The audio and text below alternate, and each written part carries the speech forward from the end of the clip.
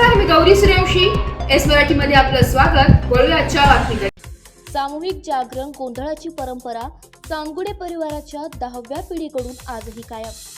हिंदू संस्कृतीमध्ये जागरण गोंधळ घालण्याची परंपरा आजही रीतिरिवाजाप्रमाणे चालू आहे. परंतु त्याचा खर्च आजच्या घडीला परवडण्यासारखा राहिलेला नाहीये.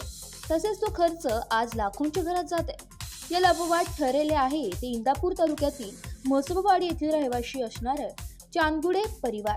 त्यांच्या पूर्वजांनी सामूहिक जागरण गोंधळ करण्याचा पायंडा पाडला होता व तो पुढे नेण्यासाठी आजच्या घडीला त्यांची 10वी पिढी कार्यरत असताना दिसत आहे. चांदगुडे परिवाराचे मूळ पुरुष गंगाजीराव व त्यांची 4 मुले यांनी ही परंपरा त्यांच्या काळात सुरू केली व त्यांच्या या परंपरेला आजही त्यांची 10वी पिढी पुढे नेताना दिसून येत आहे.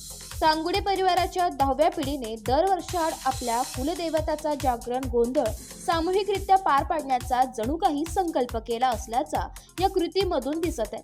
सामूहिकरित्या जागरण गोंधळ करण्याचे फायदे पुढील प्रमाणे दिसून येत आहे. त्यामध्ये प्रामुख्याने संपूर्ण परिवार हा एक संघ राहतो. तसेच होणाऱ्या खर्चामध्ये मोठ्या प्रमाणात बचत होताना दिसत आहे व दरवर्षी आड आपल्या कुलदैवताचा जागरण गोंधळ परंपरेप्रमाणे होत आहे. त्यामुळे याचं अनुकरण इतर परिवारातील सदस्यांनी करणे आजच्या घडीला अत्यंत आवश्यक आहे. कारण आपल्या कुलदेवताचा हिंदू संस्कृती परंपरेनं दरवर्षी किंवा 1 वर्षात जागरण गोंधळ होणे अपेक्षित आहे. परंतु त्यांच्या होणाऱ्या अवाढव्य खर्चामुळे बरेच जण या फंदामध्ये पडताना दिसत नाही.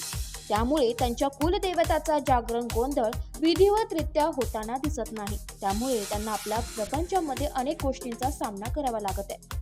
त्यामुळे आजच्या घडीला इतर समाजातील सदस्यांनी चांदगुडे परिवाराची प्रेरणा घेऊन सामूहिक जागरण गोंधळ घालण्याची परंपरा चालू करावी, जेणेकरून त्यांचाही परिवार एकत्र राहील व होणाऱ्या मोठ्या खर्चामध्ये कुठेतरी बचत होईल व जेणेकरून ही परंपरा वर्षाला किंवा 1 वर्षाआड चालू राहील.